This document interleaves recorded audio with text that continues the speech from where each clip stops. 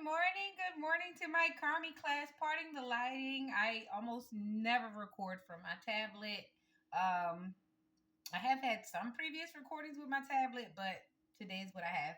I have Alex in the yard. Alex is in the yard watching like some type of movie. He's hooked to the Bluetooth, like he's having a whole theater experience in the backyard this morning. Summer school is out for Friday.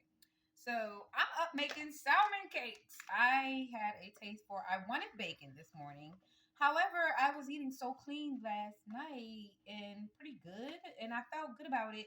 And I just didn't want to double down because I had like pork ribs last night. They were really good. Smoked them on the grill. Awesome. And had some corn, okra, did a little medley, fried it up a little bit with some butter and a little bit of olive oil. And I served it over white rice, which was awesome. That was a very good, clean meal. However, just know the bathroom will be busy in the morning. Okay, Alex loved the vegetables, by the way. So I'm in here mixing up some salmon cake. I used some breadcrumbs. I used some breadcrumbs I got by Goya. Pretty good too. It's got different seasoning. That's for those that don't like always using Italian and regular bread or crackers, whatever. So I just put that. So I'm just gonna put this to the side. I'm gonna put the cover on it. See, I try to have a lid. Something about me. I love to have. I do not like keeping things not together. Like if I have peanut butter, I'd like to have jelly. There are instances where I don't have all the ingredients that I need, but I like to tend to wait until I have all the ingredients. I mean, sometimes things can be done with alternative methods, but you kind of want to have all the necessary ingredients, especially for uh life in general, right?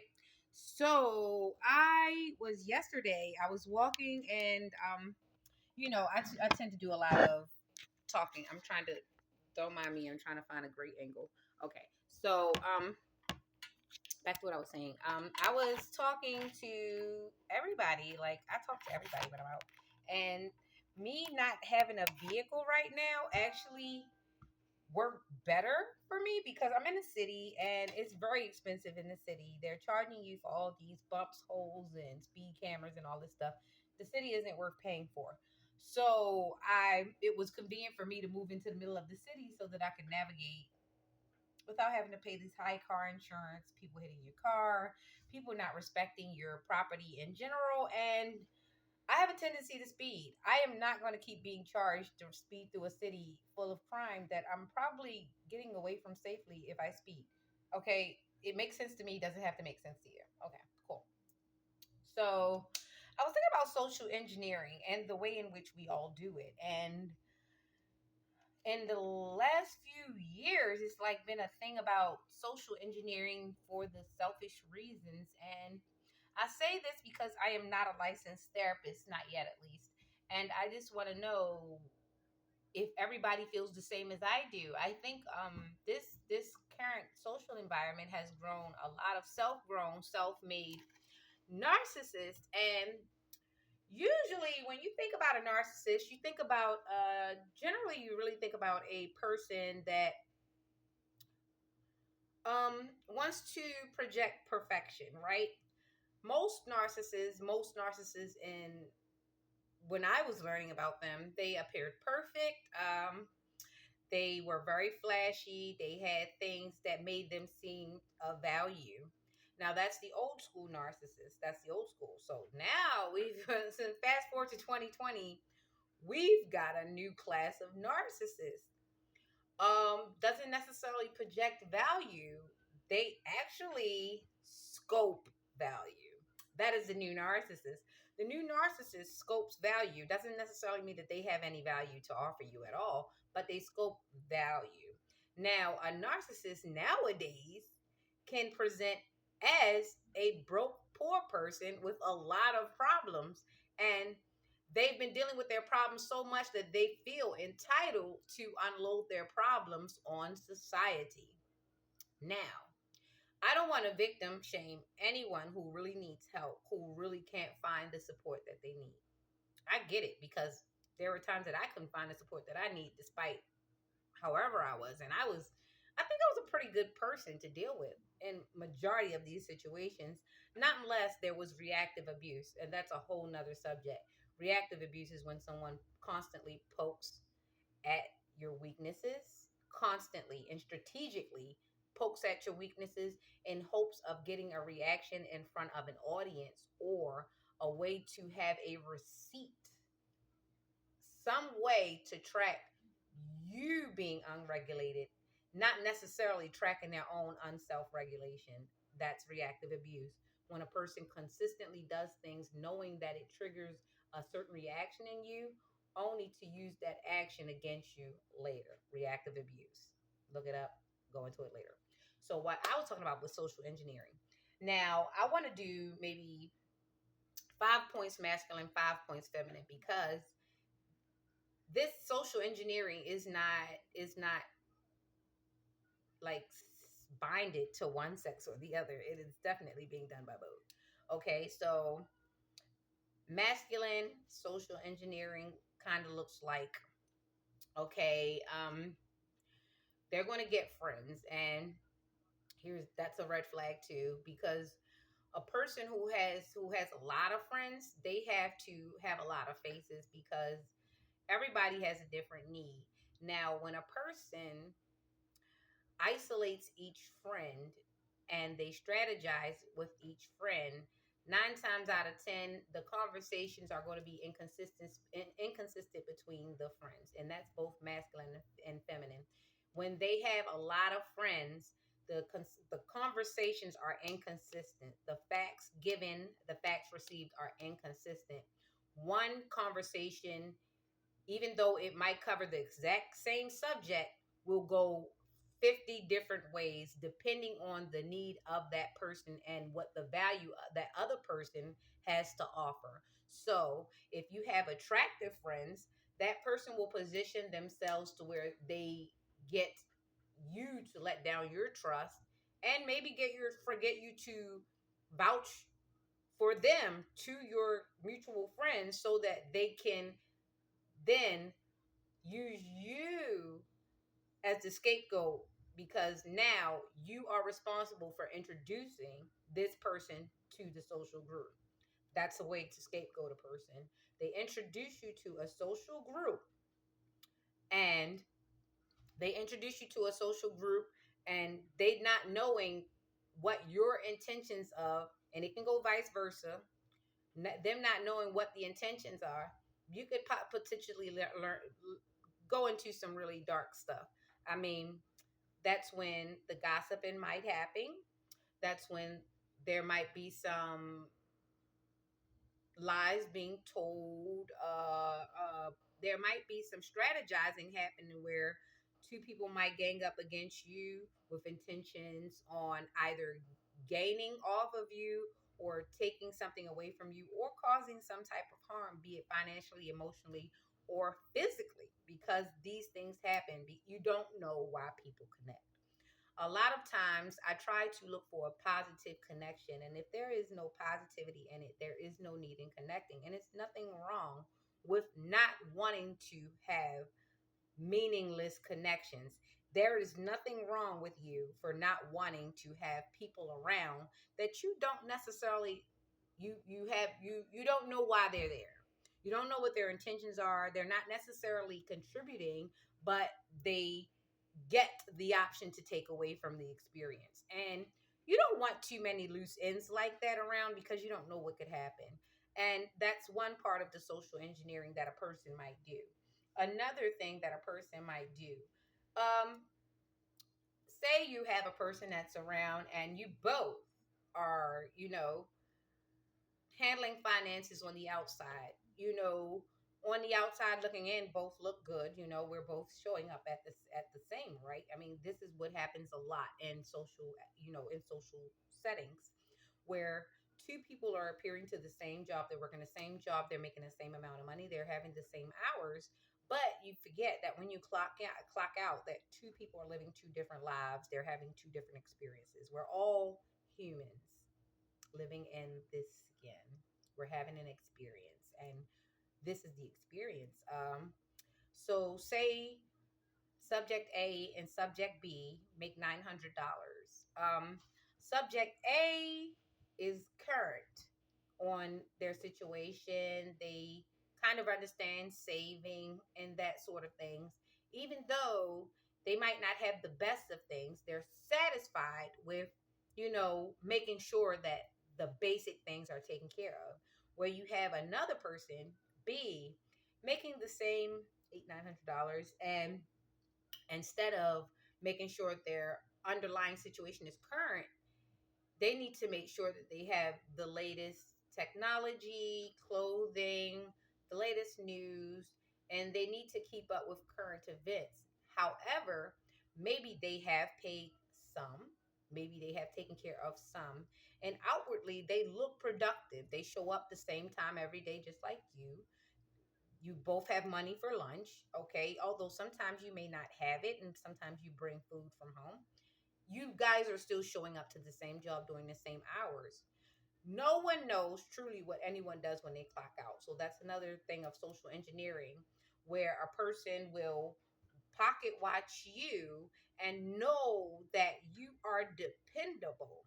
But they'll also see that if you are supportive. Now, if you are supportive enough to take your minimum that you've already budgeted out for yourself and you give to this person, you would think that that person would appreciate the fact that you actually kind of may or may not have scarred your life to make sure that they keep, even though that person did not have the consideration for themselves. Okay. So now you have to wonder if a person is going to strategize to keep leaning on you. Are they going to learn from the lesson? Or are you going to eventually be the victim of envy because this person is now, not only are they not learning from your good habits, they're not taking any of your social cues, they're now kind of resenting you for being able to stay stable, even though they have attempted to send you off course because they are off course. So a person will resent you for making sure that you stay on course when they've gotten off course. And a person will attempt to put you off course because they are off course. Mind you, a person will sink a ship that they didn't buy. So that's two. Three, I'm struggling here because I can talk forever about this stuff. Okay, so three.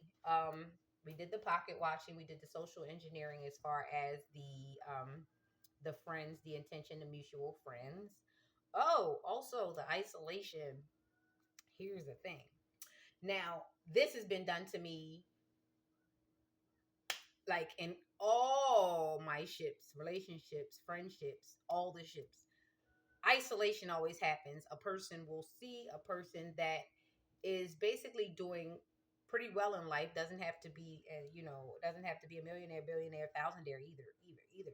A person will just see you being able to consistently maintain yourself, and as a result of that, they'll say, you know what? I want to keep this person to myself because I don't meet that many people like this. And that's gatekeeping. And it's almost like it's almost like social kidnapping, really, because to think that you're the only person that's entitled to this person's energy and love is madness, especially if this person is a social butterfly. They have kids and they have family and they have a friend support group.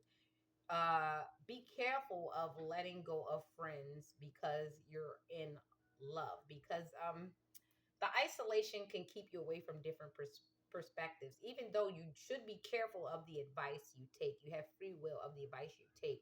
You should use it case by case basis, because some people that give advice wrong on purpose. That's number four. So I'm going to tap out of number three, because number three is where a person will isolate you, because if you have any other outlet to go to, all your information will not be centered for them to use against you, to keep you with them so that they can keep benefiting off of keeping you away from people. Hope you don't miss that. So number four was shoot, I skipped out on that. I'm coming back to it. Let me pause for a second. So I had to come back because I had to think for a while. I can't think of number four without because I was it was in the midst of me explaining number three. I'll come back to it. So with number five, so we did the isolation, we did the social engineering with the mutual friends, we did the pocket watching. Um, how about the family abuse, the family abuse that comes from the social thing, and that also plays into relationships where you have to watch out for unwarranted advice you didn't ask for, people being hypercritical of you, and a person holding you to standards that they themselves don't embody. For example, you will have a person browbeating you about everything, about your steps, your carpet, your hair, your looks, your weight, your body, whatever, right? And back then, a narcissist actually used to have to look pretty good to pick you apart, but now we have the social media comparisons, and pretty much nobody looks perfect, and the people that do look perfect, God bless their souls, they suffer bad. Even the people that are perceived to be even perfect, they suffer bad because of these social so-called norms, where now we have even the ugly people are entitled to hurt other people because they don't feel good about themselves. So now you have a dynamic where people are giving advice because based on insecurities. They're giving advice because maybe they don't want you to gain. They're giving advice because maybe they see your potential. They're giving advice because maybe they didn't take the chances and maybe they thought about it and maybe doubted themselves. That's another thing with the social engineering. You have to watch out because some people will give advice to their benefit, not to your benefit. And some people will criticize you to the point where you are unable to move. I've run into that a lot. There are a lot of men who grew up with so-called tough mothers, and that wasn't being a tough mother. You were being abusive and you were using your authority to abuse a person, and you were using the fact that that person valued your opinion, and you used your you used the investment of feelings to manipulate that person's situation or whatever it was that you used that you used your authority for. When you use your authority to steer a person in the wrong way, I think you are the worst person. I think you are disgusting because you could have not given advice, or you could have said, I don't know, honestly. And you could have helped that person find a solution if you weren't going to, or if you weren't. I don't think you should talk about it with other people. I think if you're not going to help a person and you're not going to give them good advice, I think you should shut up. And I don't think you should take that story anywhere because you weren't helpful. And the fact that you weren't helpful means that you aren't helping yourself and you're not helpful. And if you are able to help yourself, and you were in that position to give that advice, that makes you double times the trash, because what are we here for? Like, what are we here for?